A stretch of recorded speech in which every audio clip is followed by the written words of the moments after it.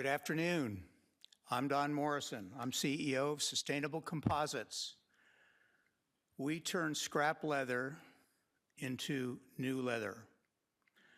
So what's the problem? The problem is large, it's growing, poses an existential threat to the survival of the planet. So of course, I'm talking about cows. Problem is, nature didn't make cows perfectly square.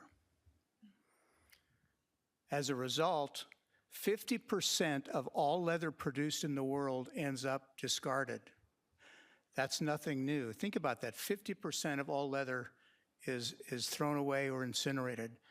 What's new is our growing awareness of the environmental impact of incineration or landfilling, causing most corporations to take up sustainability pledges related to carbon or landfill avoidance.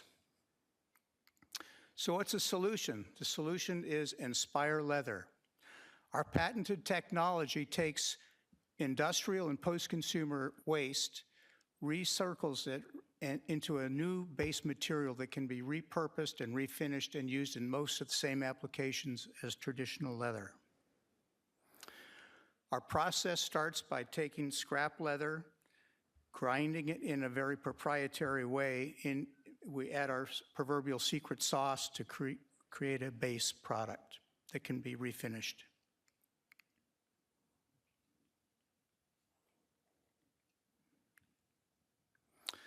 Our continuous process yields a material that's consistent in size and thickness.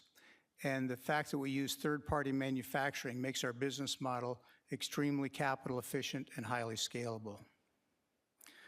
The value proposition, why should someone care about what we're doing? For tanneries who might license our technology, we can save them over 30%, 33% in their cost of goods because our product is made on specialty paper machinery. For consumer brands, we can provide a minimum of 10% yield improvement. The environmental proposition we offer is 100% landfill avoidance for customers whose product we recycle, and our product in its own manufacturing process generates 75% less CO2. We provide material circularity to both customers. Part of our magic is in how we grind the leather scrap. The two slides on the left show a microscopic view of cell structure of traditional leather and our leather material called Inspire Leather. You can see the cell structure is almost identical. Products on the right are pseudo-competitors that are using some unfinished scrap leather that are usually backed with plastic and then coated with plastic. So they're basically more single-use plastics. Ours is 63% leather fiber content, which means our material can be used in the same applications as traditional leather, particularly footwear, which is demanding a breathability. We process 3 distinct waste streams for our products. Our MVP came from Wilson football scrap leather we developed for Timberland. But the big opportunity in the market we see is in cutting room scrap. That's where we take customers' own scrap, process it, and sell it back to them. So our customers must eat their own dog food.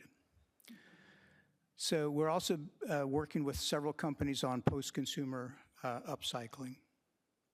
We have a sales funnel right now of over 60 companies, most of whom have come to us asking for help with their leather scrap problems. So this shows the different stages of commercialization.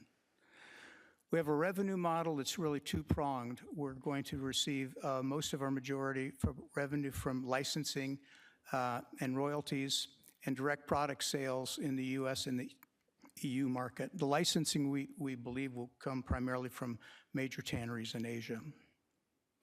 It's a huge and growing market, $6 billion. We have a smart team. We're raising $2.5 million in a priced round, $12.5 million pre-money. And why us, why now? We have proprietary scalable technology, compelling financial and environmental value proposition, extensive sales funnel, $6 billion market, experienced and balanced team, and a significant exit opportunity. Thanks for listening.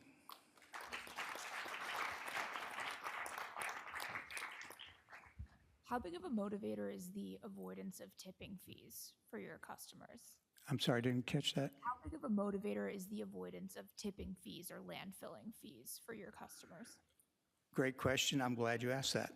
There's a warehouse in Vietnam right now with 11 million pounds of Nike scrap leather. Think about that. Nike would rather pay to put that scrap in a warehouse than landfill it or incinerate it, which is what they would typically do.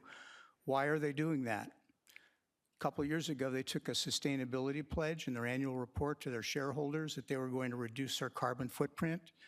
The bad news for Nike is that their Air Jordan line is doing very, very well, and as a percent of their overall business. And the sneakerheads who are buying Air Jordans don't want synthetic basketball shoes. They want leather. So Nike became the world's largest consumer of leather, over 500 million square feet. So they've got a real problem. They have all this scrap leather, and they don't know what to do with it because it's going to really impact their carbon footprint. We have the solution.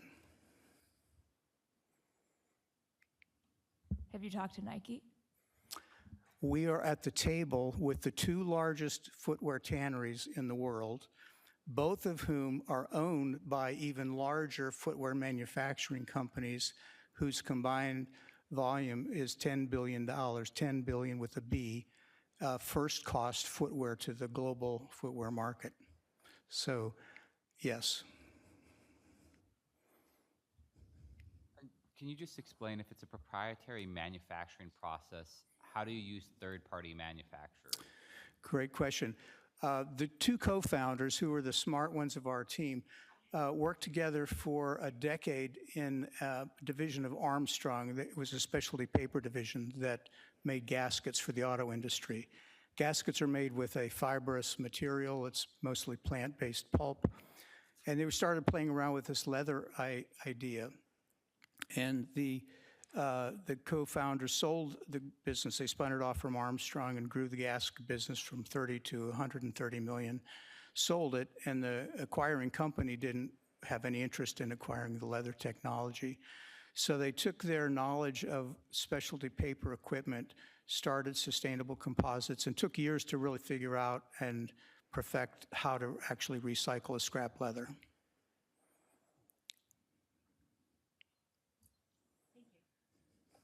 Thank you.